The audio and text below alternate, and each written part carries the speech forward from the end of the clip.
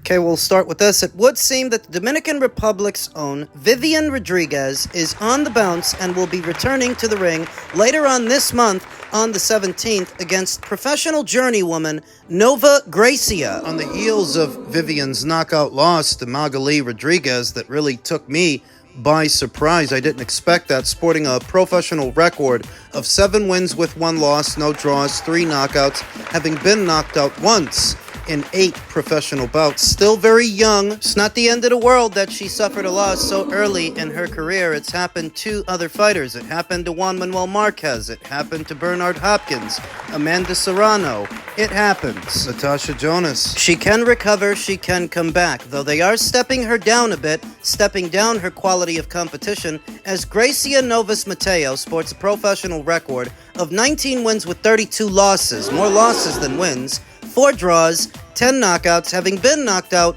12 times in 55 professional bouts, last in action in February of this year opposite the ring Carla Davila, who beat her by way of a unanimous decision. She's 1-4 in her last 4, meaning of her last 4 fights, she only won 1. Ouch. Step down in competition from Magali Rodriguez, who knocked out Vivian in her last fight. I saw the fight. Magali got through with a hard shot, and Vivian did not recover. She was on Queer Street, at which point Magali moved in for the kill. Magali Rodriguez, who was a lot more experienced than Vivian going in. I thought that Vivian's talent would shine through, but apparently it was too much, too soon for the youngsters. So now she's on the bounce, and they're slowing things down a bit. This is going to be part of a Sean Boxing promotion. Sean Boxing that does a lot of shows in the Dominican Republic. What else is interesting is where before Vivian was campaigning as a featherweight at 126, she is now moving down to Super Bantam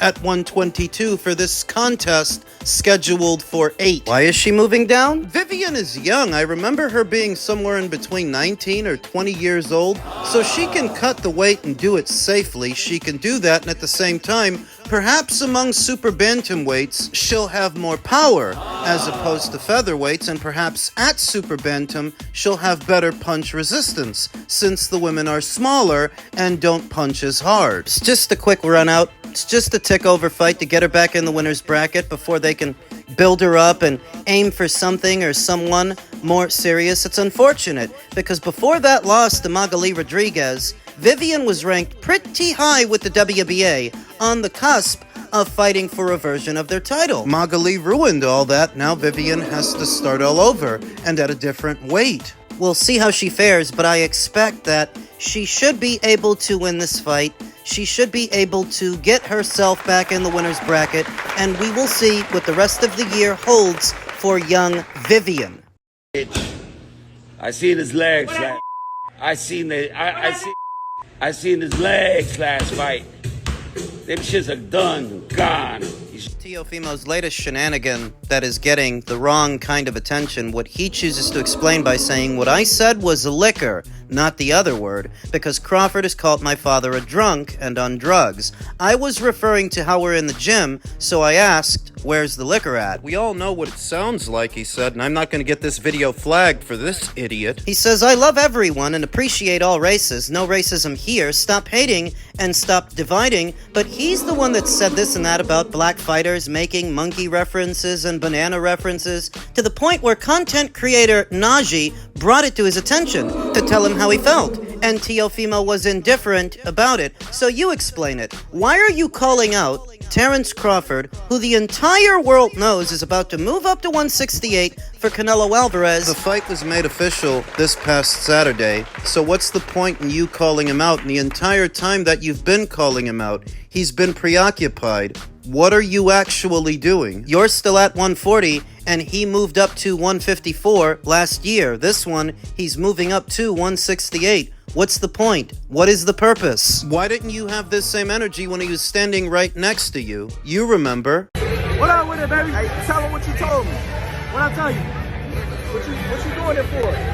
Oh, promotion, baby. All right. So I ain't gotta fuck him. I ain't gotta fuck him up. But we should spar. I ain't gotta fuck him up. We should spar. We good people. Come on, I want to spar with you though. All right, how about that? His explanation that everything he had been doing was just for promotion, but promotion of what? You're not about to fight Terrence. Terrence is fighting Canelo, so what are you promoting? Not a fight. What are you, using his name to promote yourself, advocating for a fight that you know isn't going to happen? Isn't that what the kids call clout chasing? Calling out someone you have no real intention of fighting? WBO lightweight champion Keyshawn Davis took to his social media to react to this by saying Teofimo Sr. and Jr. immediately ran up to me to shake my hand in New York because Turkey put me and Teo on FaceTime before Teo's fight, and Teo was begging him to make the Boots fight happen instead of me.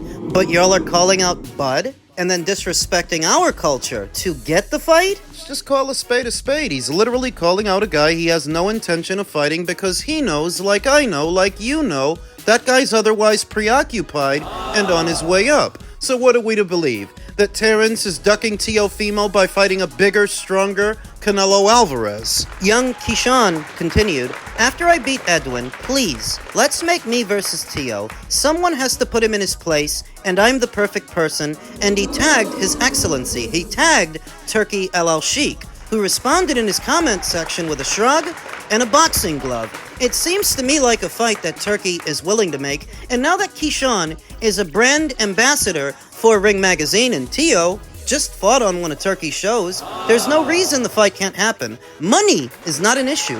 Money is not an object. If you're willing to fight Boots, then there's no reason you shouldn't be willing to fight Keyshawn. Teofimo Lopez has become the poster child for racist Latinos that use the N-word behind closed doors, but never have the courage to do it in person. Yeah, I said it. You think I ain't got no smoke for them? I told you. I don't put up with anybody's bullshit, and for some reason the Latinos think this shit don't stink. Do you think that I would put up with your racism any more than I would put up with someone else's? Teo knows exactly what he's doing and whose feathers he's trying to ruffle, which wouldn't be the end of the world if he were actually in pursuit of a fight, but you're calling out a guy who's headed up to 168. So you can't be serious about fighting him. You say that you want Jaron Ennis. I see no reason it shouldn't happen, but the same applies to a Keyshawn Davis fight. So long as Turkey is the financier, you'll make money, so money's not an issue. Who wins? Who cares? I don't need to make bold presuppositions to know that Teofimo is another fighter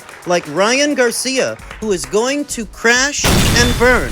And I don't need to be clairvoyant to know that, because what do you guys think? That Teofimo's going to go the rest of his boxing career and never suffer another loss, given where he's headed? He's a coward. I don't give a shit if he beat Arnold Barboza. It's only a significant win because of how bad he's been looking. He's been looking so bad, I thought that Arnold might get him. He had the best showing on the Ring Magazine card because of how bad everybody else looked. It's all relative, and it's really not that big a deal. Now, if you can do that to Keyshawn or Jaron Ennis, now you're cooking with rice. But can he? When he says he wants to fight Boots Ennis, my question to you is, do you think he's serious? Do you think he really wants that fight? Or is he only throwing it out there so that he doesn't have to fight Keyshawn? Irrespective of my opinion and what I might think about Teofimo Lopez, here's the lay of the land at 140. You got a big, strong kid in Gary Antoine Russell. He's got the WBA title. You got another guy in Alberto Puello. He's got the WBC. Stylistically, not a great fight for Teofimo. The same applies to Richardson Hitchens, who's got the IBF, and the former IBF champion Subriel Matias is still hanging around, and I'm sure he'd love to get his hands on Teofimo. That's what's going on at 140. At 147, You've got Brian Norman, Jaron Ennis, both of which are much bigger. Bigger guys than Teofimo by a lot, and they're harder punchers, I would wager. When's the last time Teofimo knocked anybody out? his power clearly isn't at 140 what it was at 135, and at 147, it will be even worse because he doesn't have a welterweight's dimensions. He doesn't have a welterweight frame. He's a little guy. With a big mouth. Using race relations to promote himself, racial tension, making references to monkeys and bananas and onomatopoeias. Oh, I said liquor, not the other word. You know what you're doing and why you're doing it. And while you're doing it, all that got you was a spot buried on Ryan's undercard. You weren't even the co-main event. So tell me again, how's the promotion going? Ku Klux Fimo is trying to ruffle feathers within the black community to seemingly do his best impersonation of Floyd Mayweather. By making people hate him, Floyd was able to sell a lot of pay-per-views. The difference is Teofimo is no Floyd Mayweather. You haven't headlined a pay-per-view yet, and the talent level is as wide as the Grand Canyon between you, somebody like you, and Floyd. The kid is unoriginal, awkward. I don't respect him on a personal level. You're only really going this route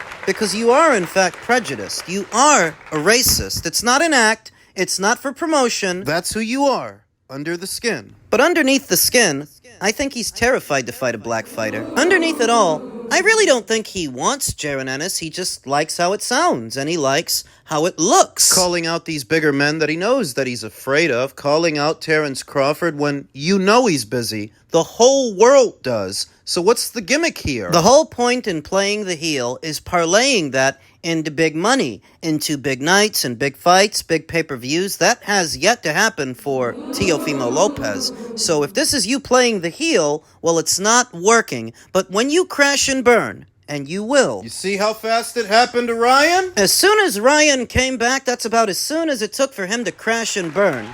You could be next on the docket. You're not that dissimilar. You're not that different, especially when you've been taking your cues from him. You want to be like Ryan? You want to go on racist tirades? You want to ruffle people's feathers? You're going to end up just like him, as stated.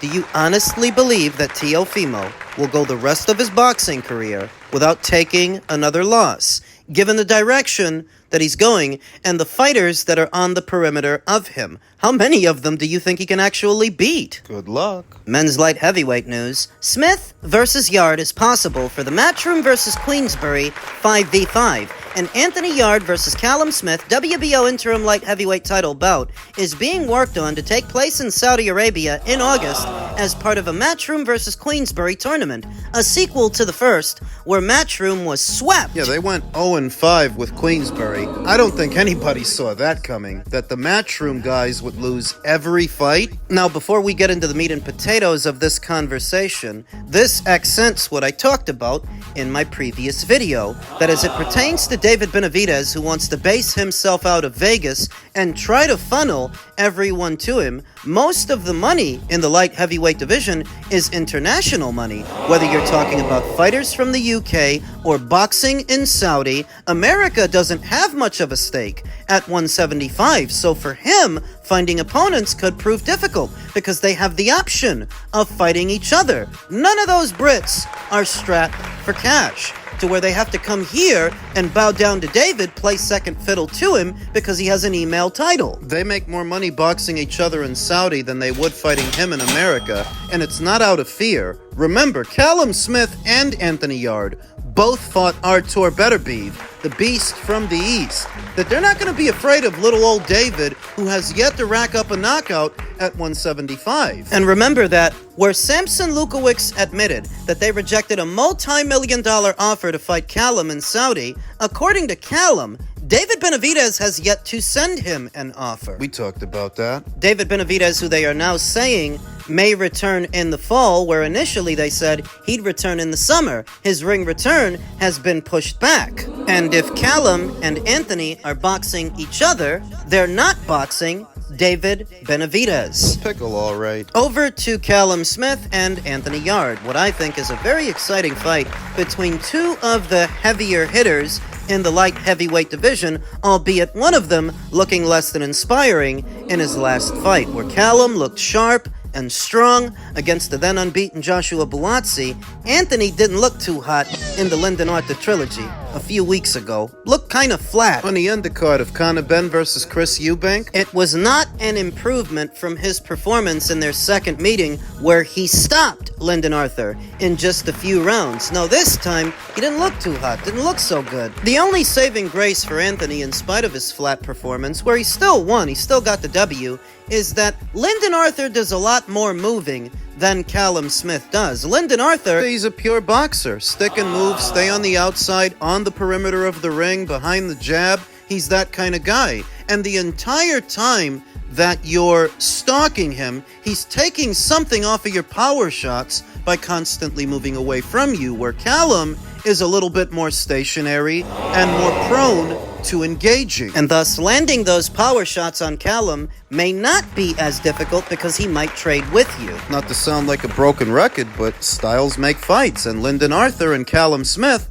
don't have the same style. So just because Anthony didn't look too hot with Lyndon doesn't mean he'll look bad with Callum. It's a different fight with a different guy. They're both big punchers. Anecdotally, I think that either man can hurt either man. I think Callum can hurt Anthony, yeah. And I think Anthony can hurt Callum if he gets through with something meaty, something hard. So it's a roll of the dice for Callum, who is WBO interim champion, on the cusp of challenging the winner of Better Be versus Bivol 3. He's so close to fighting for Undisputed that if you take this fight, you're gambling. Do you really want to do that? At the same time, Callum seems to have learned his lesson about activity and how that lends itself to a fighter's sharpness and timing and how a fighter performs. That in previous years where he could have been more active, he wasn't, and his performances suffered for it. But now he understands. You can't just sit on a couch all day. You know, that's what he said ahead of the Joshua Buatsi fight, and given how it played out, The ends justify the means. So if this is a fight that is on the table for you, you might as well take it. I'm sure Turkey is offering him a lot of money to box Anthony Yarde in that tournament. Who do you like for the fight? who do you guys think wins? Seems a 50-50 fight to me, a pick'em fight, because like I said, Callum has enough power, he can hurt Anthony, but the same is true in reverse. So it's one of those things to where it's whoever lands first. It's whoever gets inside and lands a big punch. That could be Callum. That could be Anthony. Unless Callum tweaks the strategy. He spent a lot of time in the pocket with Joshua Buatsi. He may elect to not do that with Anthony Yarde. Use the jab and stay behind the straight punches. You know that Anthony's going to barrel forward. Maybe you can walk him into a big right hand or a check left hook. He uses a Philly shell while he's coming forward. Not the best execution of that guard, by the way, because he gets peppered with shots the whole time. Anthony does. And if Callum could set up a big right hand or a counter left hook, he could do a lot of damage. So it's a good fight. It's definitely a good fight, a good addition to the tournament. Maybe Matchroom can win some of those fights this time, because they got swept. I only wonder what other fighters will be representing Matchroom in Queensberry, what other fighters are participating in this tournament. Looking forward to it.